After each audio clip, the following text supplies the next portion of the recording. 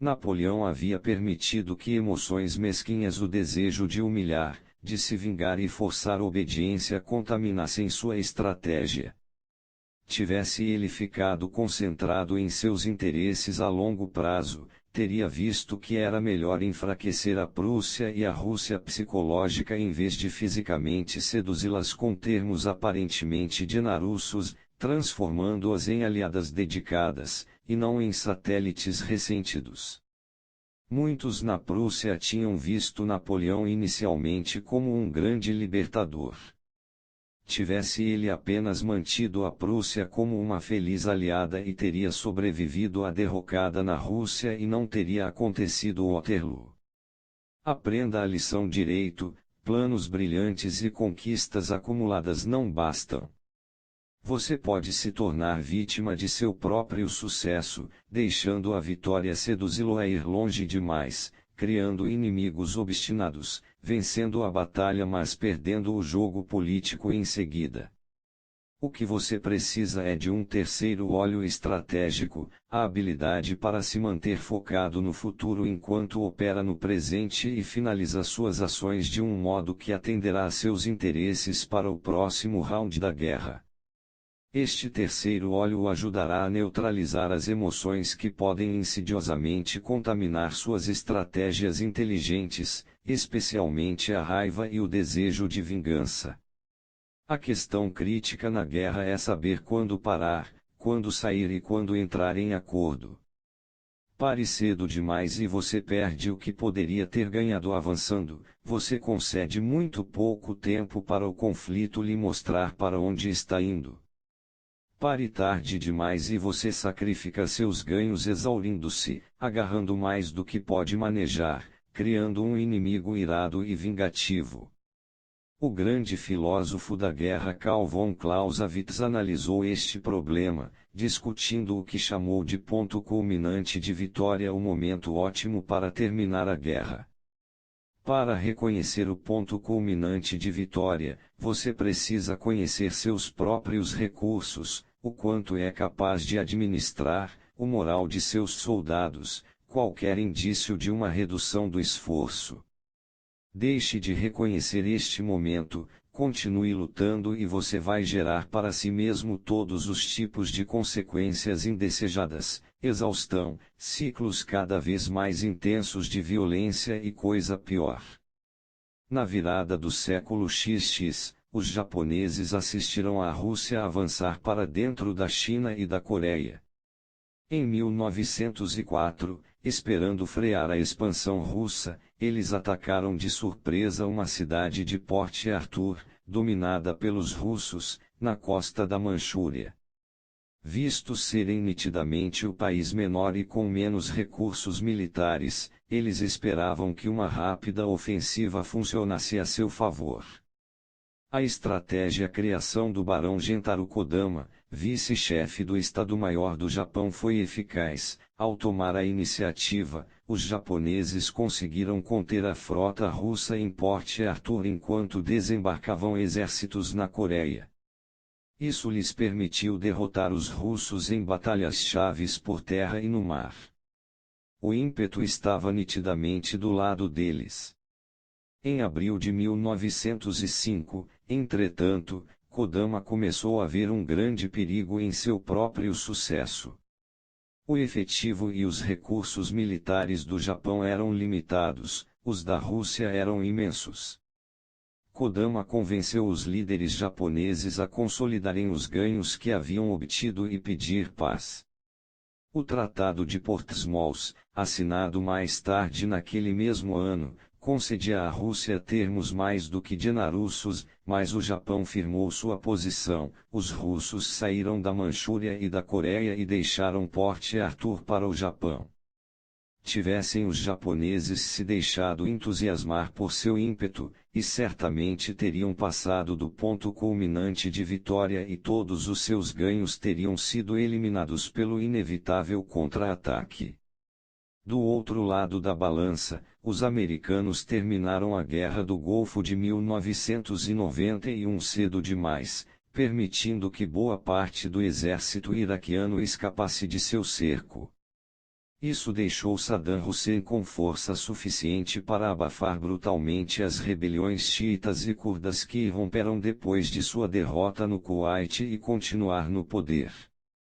As forças aliadas foram impedidas de completar sua vitória pelo desejo de parecer não estarem derrotando uma nação árabe e pelo temor de um vácuo de poder no Iraque. O fracasso em terminar levou a uma violência muito maior no longo prazo.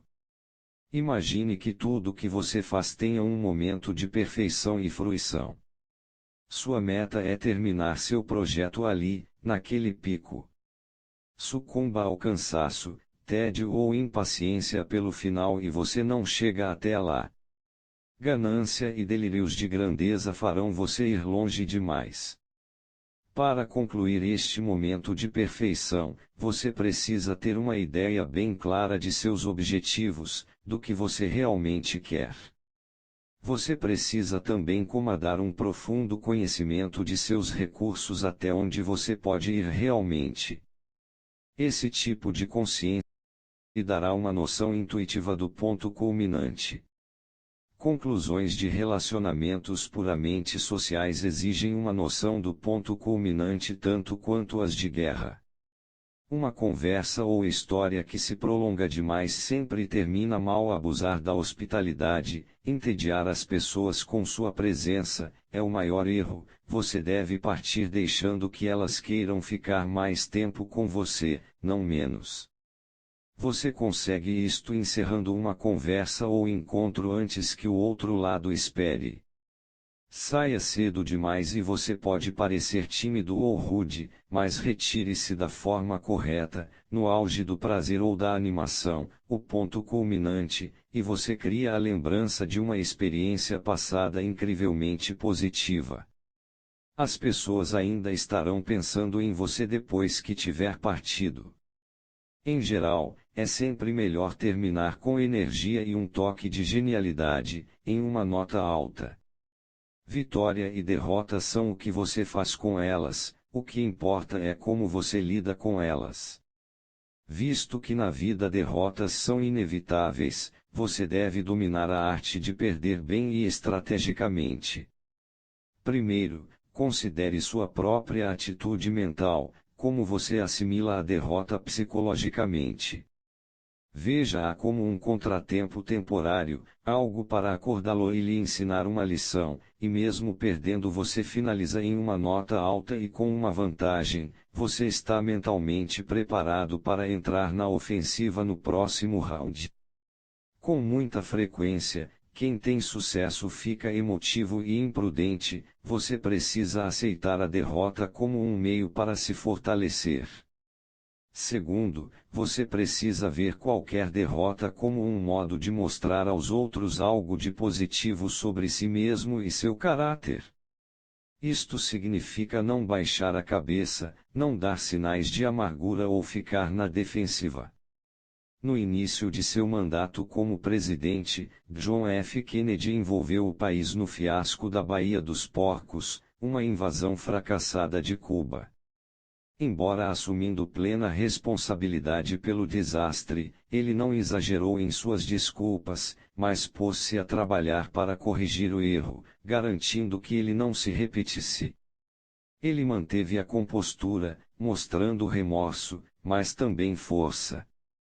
Ao fazer isso, ele conquistou o apoio público e político que o ajudaram imensamente em suas lutas no futuro. Terceiro, se você vir que a derrota é inevitável, quase sempre é melhor cair de pé. Assim você encerra com uma nota alta mesmo perdendo. Isto ajuda a reorganizar as tropas, a lhes dar esperança para o futuro. Na Batalha do Álamo, em 1836, todos os americanos que combatiam o exército mexicano morreram, mas morreram heroicamente, recusando-se a se render. A batalha tornou-se um chamado Lebrense de Álamo. E uma força americana inspirada sob o comando de Sam Houston finalmente derrotou de vez os mexicanos. Não é preciso passar por martírios físicos, mas uma demonstração de heroísmo e energia transforma a derrota em uma vitória moral que em breve se traduzirá em uma vitória concreta. Plantar as sementes da vitória futura na derrota do presente é talento estratégico da mais alta qualidade. Finalmente, visto que o fim é uma espécie de começo da próxima fase, com frequência é uma sábia estratégia terminar com uma nota ambivalente. Se você está se reconciliando com um inimigo depois de uma luta, sugira sutilmente ainda estar com um resíduo de dúvida que o outro lado ainda precisa provar para você quem ele é. Quando uma campanha ou projeto chega a um fim, deixe as pessoas achando que não podem prever o que você fará em seguida, mantenha-as em suspense, brincando com a atenção delas. Ao encerrar com uma nota de mistério e ambiguidade, um sinal confuso, uma insinuação, um toque de dúvida, você ganha vantagem para o próximo round de um modo muito sutil e insidioso. Imagem: o Sol. Quando ele termina seu curso e se põe no horizonte, deixa para trás um brilho intenso memorável. Sua volta é sempre desejada. Autoridade: conquistar não quer dizer nada. Deve-se lucrar com o próprio sucesso. Napoleão Bonaparte, de 1769 a 1821. Inverso: não pode haver valor em terminar qualquer coisa mal. Não há inverso. Parte 5. Guerra, suja, não convencional. Um general em uma guerra deve buscar constantemente uma vantagem sobre o adversário. A maior delas vem do elemento surpresa, atingindo os inimigos com estratégias que sejam novidade, que eles não conheçam, totalmente não convencionais.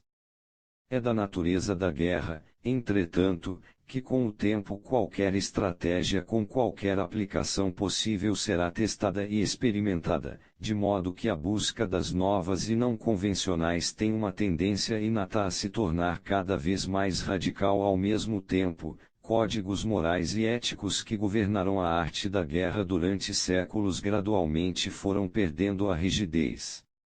Estes dois efeitos se combinaram no que hoje chamamos de guerra suja, em que tudo vale, até a matança de milhares de civis desavisados.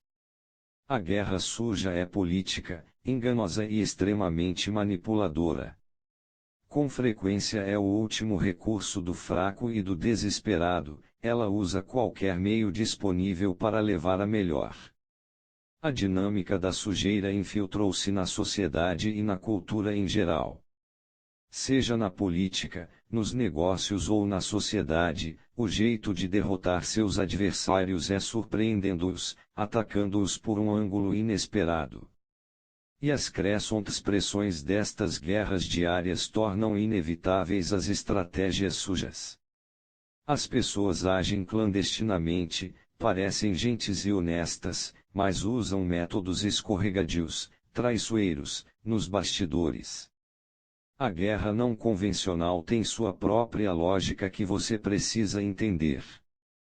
Primeiro, nada permanece novo por muito tempo. Quem depende de novidades deve constantemente inventar uma nova ideia que seja contra as ortodoxias da época. Segundo, quem usa métodos não convencionais é muito difícil de combater. A rota clássica, direta, o uso da força não funciona. Você precisa usar métodos indiretos para combater a dissimulação, combater fogo com fogo, mesmo ao custo de se sujar. Tentar continuar limpo por um senso moral é arriscar-se a uma derrota. Os capítulos nesta seção vão iniciá-lo nas várias formas da guerra não ortodoxa. Algumas são estritamente não convencionais, enganar seus adversários e agir contra as expectativas deles.